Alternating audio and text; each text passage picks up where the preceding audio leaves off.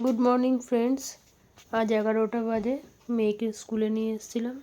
তো এখান থেকেই ভিডিওটা স্টার্ট করেছি আজকে। কারণ কি, সকালবেলা আমি ভিডিও করতে পারিনি, তাড়াহুড়া ছিল। মেয়ের স্কুলে একটু প্রবলেম হয়েছিল, কি ও ফুল কারে যেত, তো ফুল কারটা এত দেরি করে আসতো নিতে, 10:30 নিতে আসতো। স্কুলে গিয়ে পেয়ার লাইন পায় না, পেয়ার লাইনে দাঁড়াতে না পারলে গাড়িতেই যাবে, তো কীভাবে? তোর বাবা বলেছে, তো এত লেট করে আপনি আসেন, লেট লাইনে কোনো সময় দাঁড়াতে হবে। তো বলছে গাড়ি আর আসবে না, তো তার জন্য আমাকে স্কুলে যেতে হয়েছিল আজকে। স্কুলে মেয়ের তো ভিজিট করলাম স্কুলে আজকে, কারণ স্কুল বাসটার জন্য। তো কথা বললাম অফিসে, তো বাসটা হলো, ফর্ম ফিল আপ করে আসলাম। তো এখন এসে কিছুক্ষণ রেস্ট করেছি। তারপরে 3:30 যখন বাজার বাবা এলো, তো আজ আমাদের একাদশী ছিল, ভৌম একাদশী।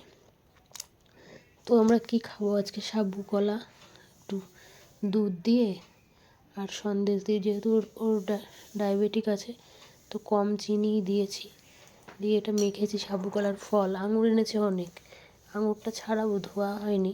আমার মাও এসেছিলো, সেইটা ভিডিওটাও করতে পারিনি, তখনই মাত্র সবে এসেছি ঘরে। রোদ্দুর খুব গরম পড়েছিল আজকে।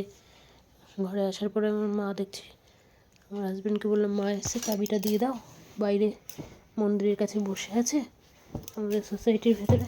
তো মা, তারপরে ও চাবি দিয়ে গেছিলো, মা ঘরে এসে বসেছে। আমি স্কুল থেকে এলাম, টাইম লাগলো, এসে দেখছি মা বসে আছে। তো কথা বললাম, মা ফল নিয়ে এসছে, যেহেতু একাদশী মাও করে, মা পুরো নিরামিষ ভোজি।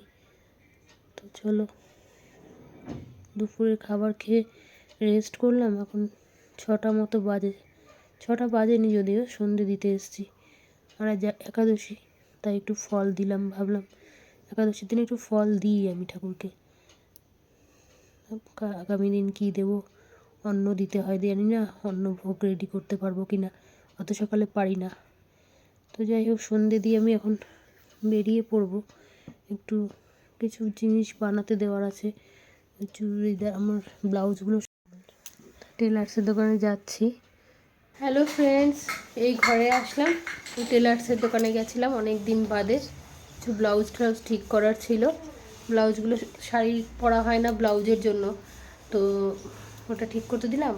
আর মেয়ে বলছিল হাকুবা জামা পরবে, তো প্রথমবার মেয়ের হাকুবার শখ হয়েছে। হাকুবা এখন চারিদিকে ছড়িয়ে গেছে মার্কেটে, তো অনলাইনে দেখছিলাম, খুব বেশি দাম চাইছিল, সেই ডিজাইনগুলো খুব পছন্দ হচ্ছিল না। তো ভাবলাম কাপড় কিনে এনেছিলাম মেয়ের জন্য, সেই জামাটা বানাতে দিয়ে আসলাম। আর নিজের ব্লাউজগুলো ঠিক করে দিয়ে নিজেরও একটা ফ্রক বানাতে দিয়েছি। তো তাই ভাবলাম চলো, বানাতে দিয়ে চলে এসেছি। আর এখন আমি রান্নাবান্না করবো, রাতের ডিনার কিছু করেনি আজকে, আমাদের তো একাদশী। তো এখন রাতের খাবারটাই করব, পরোটা করব আর তরকারি করব, দেখি কী সবজি আছে সেই সবজিই বানাবো। তো ওই সব রান্না করে নিই, তারপরে খেতে বসে আবার ভিডিও করব।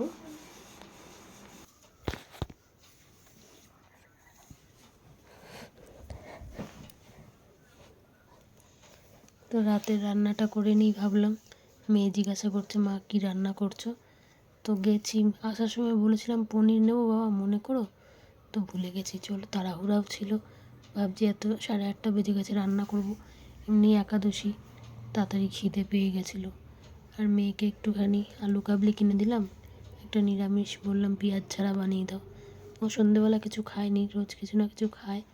তো আমি বললাম চলো, একটু প্রসাদ ফল খেয়েছিল আর গেল আমার সাথে। তো ওর যেহেতু একটা পিস কিনেছি, ওর জন্য বানাতে দেবো, ওর মাপটা চাই, তাই দিয়ে আসলাম। আর এখানে আমি বেগুন ভাজি আর সবজি করব, আর পরোটা করব। তো আজকে তো আমি একাদশী, ভৌম একাদশী আমাদের।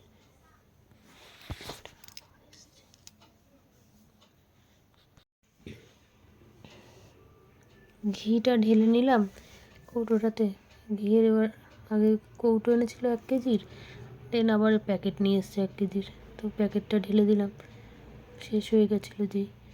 তো পরোটা বানাবো, সবজিটা হয়ে গেছে, বানানোটা দেখাইনি, ভুলেও গেছিলাম তাড়াহুড়োর চক্করে। তারপরে মেয়েকেও খেতে দেবো, ওকেও খেতে দিতে আজকে একটু লেটই হয়ে গেল, তাই ভাবলাম আর ভিডিও করা হয়নি। দুদিকে একদিকে আগে পরোটাটা ভেজে নিয়েছি। তো যাই হোক, খাবার খেতে চলে এসেছি। আধা খাওয়া হয়েও গেছে প্রায়, না খাওয়া স্টার্ট করে দিয়েছি, তখন মনে পড়েছে যা বাবান ভিডিও করলি না। তখন আবার মেয়ে ফোনটা নিয়ে এলো, তো জিজ্ঞেস করছে কেমন খেলে।